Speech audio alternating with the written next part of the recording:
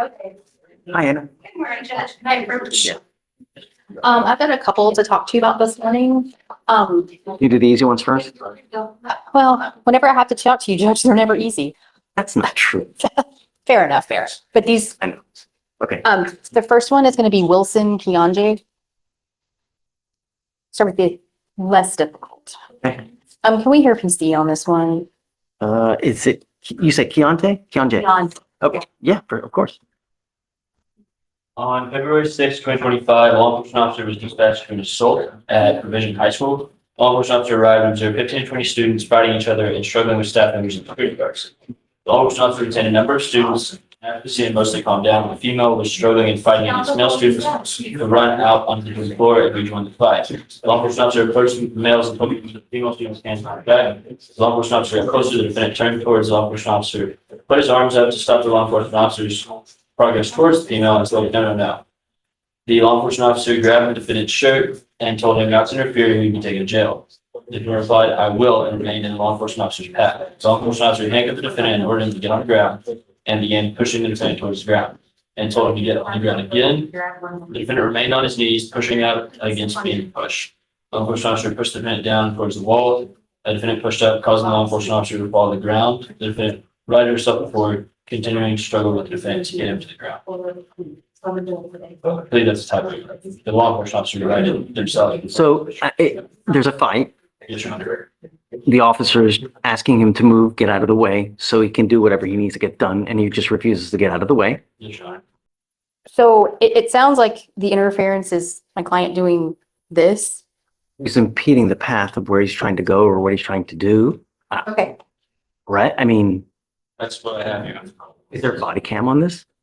It looks like we do have a significant amount of video. Have you seen the body cam? Does it show that? I have not watched them all because it's quite a bit, Judge. Okay.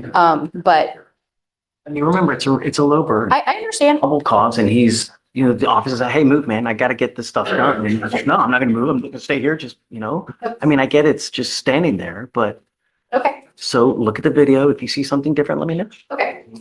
The next one I have to talk to you about is Torrance. Come on, Ms. Torrance. I've spoken with the state, and so there's kind of a couple of things going on. I'm assuming you want to do the BVR first. I've spoken with the state. We are going to ask for a hearing. I'll let the state speak for themselves because Your Honor, we do not have any toxicology bed. We have blood alcohol report, but that is not the toxicology report. Well, talking about the bond violation report. I apologize. It's okay. I apologize. I don't think the state is prepared to have the hearing today.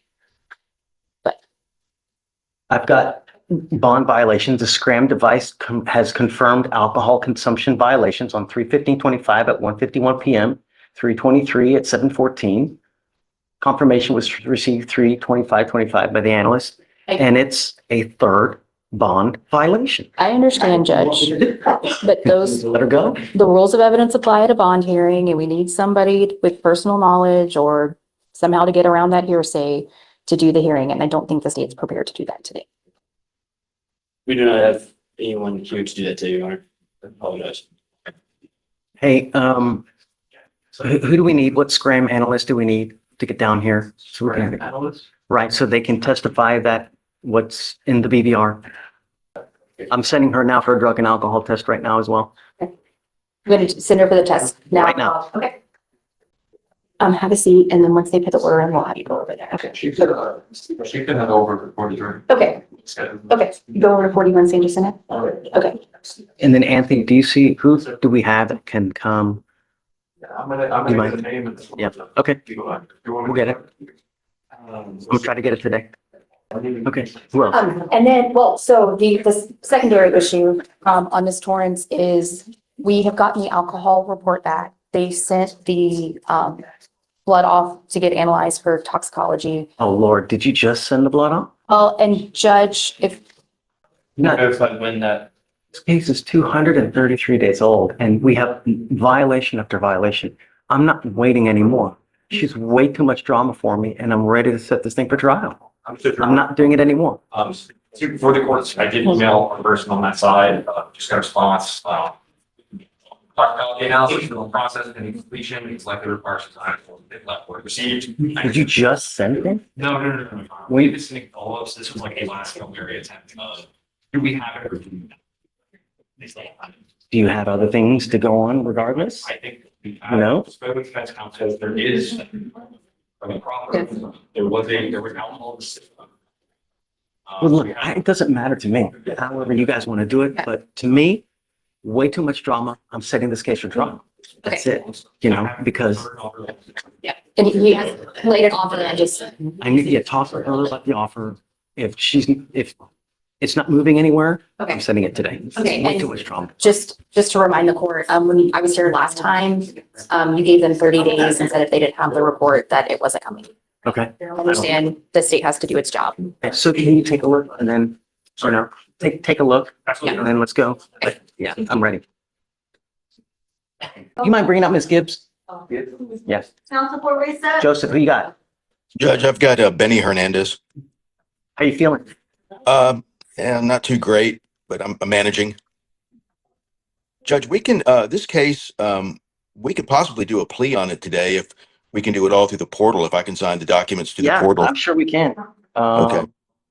Do you know what offer you're going to take? The state's offered 15 months of probation. Okay. This is the second Yeah, DWI. everything can be done through the portal. Do you have your guy's phone number so you can, talk to him Yes. outside? Yes, I do. I believe he's in the courtroom right now. Benny Hernandez, your lawyer's going to call you now. Step outside, talk to him about everything, and then when you come back in, we'll get it done. Please. Okay, Joseph, we'll get it written up and put in the portal for you. Thank you. Sure thing. Okay, so Ms. Gibbs, the reason I'm bringing you out now is that your lawyer is asking for me to give you a PR bond on your failure to identify oneself. I don't know, I have to look at what's going on in your life to see, should we give you a PR bond? Are you a danger to the community? I mean, Not at all, sir. Not at all. I'm a college graduate. I've got 4 kids I need to take care of. I have a job. I have a vehicle. I have no problem getting to court at all. Like the last 2 court dates that I had with my felony, I had a miscarriage and I was in the hospital, and they're aware of that. everybody tells me it's little bunnies jumping in the woods. That's the only thing it was. It was I had a for real miscarriage.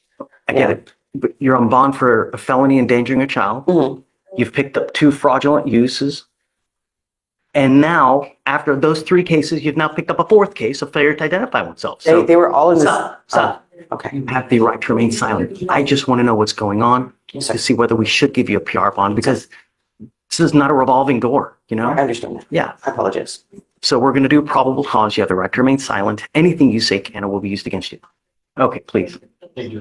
On April 2nd, 2025, the officer was monitoring a neighborhood police radio broadcast. The officer heard a broadcast call for the theft of a department store off of East Sam Houston Parkway in Harris County, Texas. The caller gave a description of the defendant and explained the defendant had just left the store. The officer arrived in the area and found the defendant as she was described by the caller, along with a male individual with the defendant. The officer observed the defendant and the individual enter into a motor vehicle and exit the parking lot. The officer observed the motor vehicle had no front license plate and expired registration. The officer conducted a traffic stop and made contact with the defendant.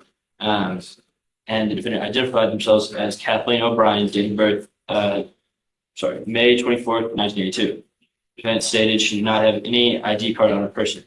The officer looked at the defendant by the name and date of birth on the public safety photo, and they did not resemble the defendant. The officer asked for the name and date of birth of the defendant once again, and the defendant gave the same name and date of birth. Due to the photograph not matching, the officer to confirm the defendant's name and date of birth with the mobile AFIS. That returned the actual identity of the defendant as Candis Lane Gibbs, date of birth July 16, 1981, along with a Harris County Sheriff's Office mugshot of the defendant that matched the driver of the vehicle. So they didn't charge you with a theft? I don't believe so, Your Honor. Or they did not. So what's going on with the 2 fraud cases that she has that shows like no bond? You know anything about those cases, Lori? No, sir. I know that she went to court on the 15th, 14th, 15. Yes, on the 15th I received the email from her felony attorney stating that this was the only case that was holding her in, and to see if I could move her up to get her out. She said something that they weren't filed or they weren't, something hadn't been done where. Yeah, the one, she said that they weren't filed yet. They're filed. I guess the judge just hasn't signed it yet. Your Honor, it looks like there was a plea offer made originally for the endangerment of a child. And that plea offer has been made now on the fraudulent use case. That was just, I believe, discussed between the felony prosecutor and the defense attorney. In this case, Lori, in the fraudulent use case, in her clutch, as they pull them over, she has the identifying credit cards, debit cards of 1, 2, 3, 4, 5, 6, 7, 8, 9, 10, 11, 12, 13, 14, 15, 16, 17, 18, 19, 20, 21, 22, 23, 24, 25 different items of other people's identifying information. Don't. You are on bond for endangering a child. You pick up 2 fraudulent use cases and now allegedly at a store doing whatever with a failure to ID. I'm not going to sit here and give you yet another PR bond. You know, at some point we have to say when, and now is that time. Your bond, literally $50 to get you out, right? But I can't sit here and continue to just perpetuate this thing over and over and over. All I want is my community to be safe, you know? I understand. So I'm going to find probable In an cause. abusive relationship. Don't say anything, but gotta understand that just, I'm not going to give her a PR bond for you. I'm sorry. All right. So ma'am, what we'll do now, your felony cases are set for the 30th of April. We can set you for the day after and we'll go from there. Okay. Thank you, ma'am. That's what we said.